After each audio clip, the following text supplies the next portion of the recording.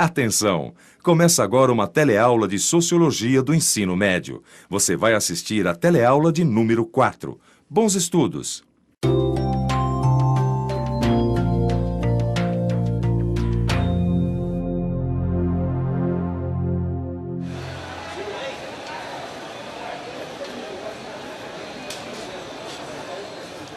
Tudo bem, pessoal? Hoje nós vamos falar sobre uma coisa que a gente vê em todo lugar, até aqui nessa feira. Essa coisa é a desigualdade.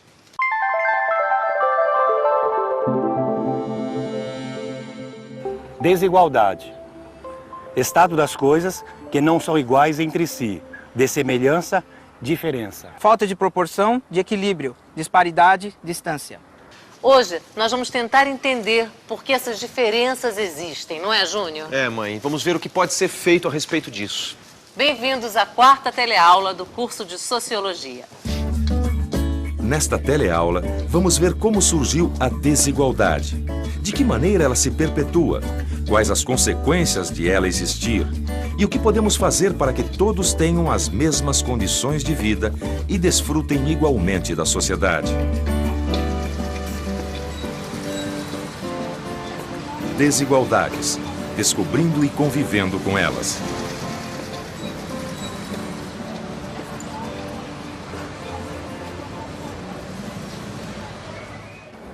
Que as diferenças existem.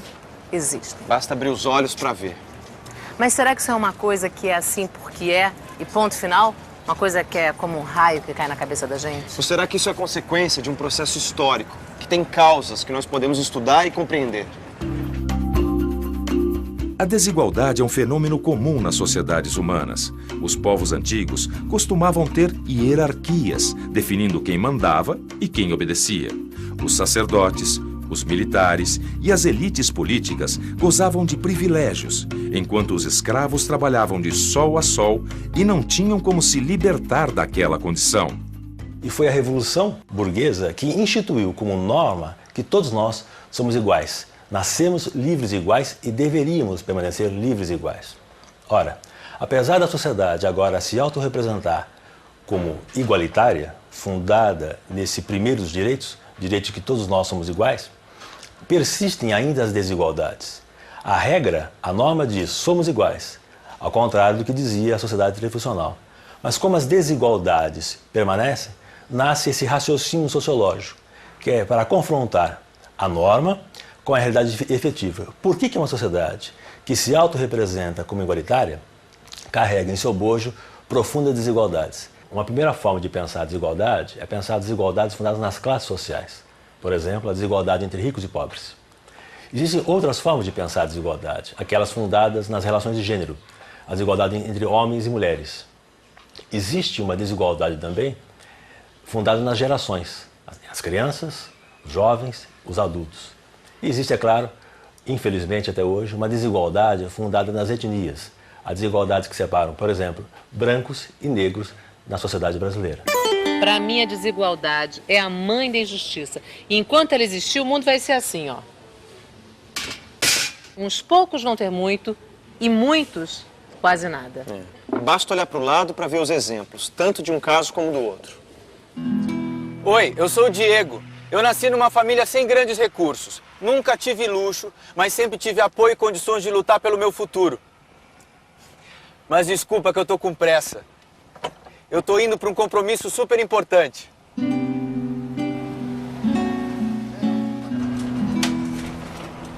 Tudo legal? Eu sou a Tata. Eu não sou pobre, mas também não sou de classe média. Sempre morei de aluguel e estudei em escola pública. Meus pais batalharam muito para poder tentar uma vida melhor. Bom, mas depois eu conto o resto, que meu ponto está chegando. A desigualdade existe no mundo todo. Quase que a gente pode contar nos dedos as sociedades justas e que tratam os cidadãos de maneira igual. A maioria dos países é assim. Um punhadinho de ricos tendo do bom e do melhor. E um montão de gente passando dificuldade. Boa parte da população mundial tem dificuldade de acesso à água potável, à eletricidade e vive em lugares sem saneamento básico. O acesso aos serviços de saúde e educação básica também lhes é negado. Isso faz com que formem um grande grupo de pessoas indefesas e prontas para serem exploradas pelos mais ricos e poderosos. Marcos, parece que o pessoal da comunidade se empenhou para contribuir com o carnaval desse ano, né? É verdade, Emílio. Todo mundo colaborou com o que tinha. Quem tinha mais, contribuiu com mais. Quem tinha menos, contribuiu com menos. Mas no final das contas, quem saiu ganhando, ó, a comunidade. Olha, e com essa ideia de usarmos material reciclável para confeccionar todas as fantasias, seremos todos iguais. Bom, pelo menos no dia do carnaval. Mas não é sempre que isso ocorre no Brasil. Nosso país nasceu com os portugueses tomando as terras dos índios e explorando o seu trabalho. Já os africanos foram escravizados e submetidos a terríveis humilhações. Essas situações deram origem a desigualdades e preconceitos com base em classe e raça que duram até hoje. Quem é rico tem também prestígio, fala diretamente com os donos do poder e tem sempre as melhores oportunidades para se desenvolver. Tudo é mais fácil.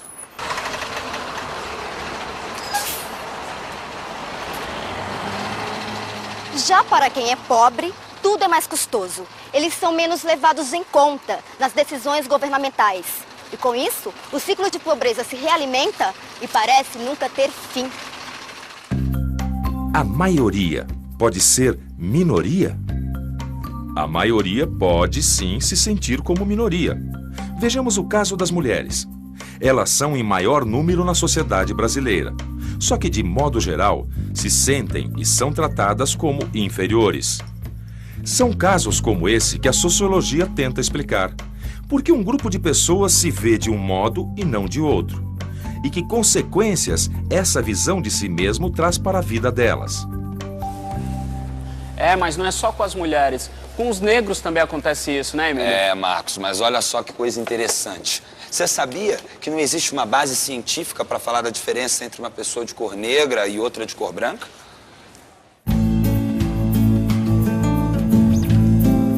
Vamos pensar um pouco. O projeto Raízes Brasileiras fez uma análise de DNA para identificar as proporções de origem étnica de várias personalidades brasileiras. Entre elas, o sambista Luiz Antônio Feliciano Marcondes, o Neguinho da Beija-Flor. 67,1% dos genes de Neguinho da Beija-Flor têm origem europeia e apenas 31,5% na África. Isso mostra que raça é um conceito construído socialmente, mas que não reflete nada além de características puramente físicas e, no entanto, pode ter consequências profundas nas vidas das pessoas. Para os sociólogos, a importância do conceito de raça, assim como de gênero, é o significado social desses conceitos, ou seja, as crenças, valores e atitudes que as pessoas têm a partir deles. A raça é um conceito complicado hoje, porque de acordo com a biologia, a genética humana, a raça não existe. Mas a raça é uma construção que tem um conteúdo político e ideológico, no sentido de que a raça é uma categoria de dominação e de exclusão. Então, só que essa dominação e exclusão parte das aparências biológicas diferentes que existem. Pode dizer, o conceito de raça não existe biologicamente, mas na cabeça de um racista, a raça existe.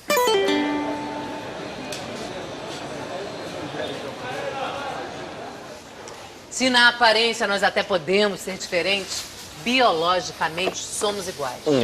Mas mesmo assim, algumas pessoas usam esses preconceitos de raça e gênero para passar a ideia de que os outros são menos capazes. O pior é que as pessoas passam a acreditar nessas ideias e chegam a se depreciar. O papel inferior da mulher e o status inferior do negro são ideias preconceituosas, construídas socialmente. E esses preconceitos só servem para aumentar a desigualdade. Pagar salários menores para as mulheres é outro caso típico. A gente vê cada vez mais aparecerem mulheres em cargos de responsabilidade e chefia, mas em muitos casos elas recebem salários inferiores aos dos homens. Caramba, eu tô atrasado.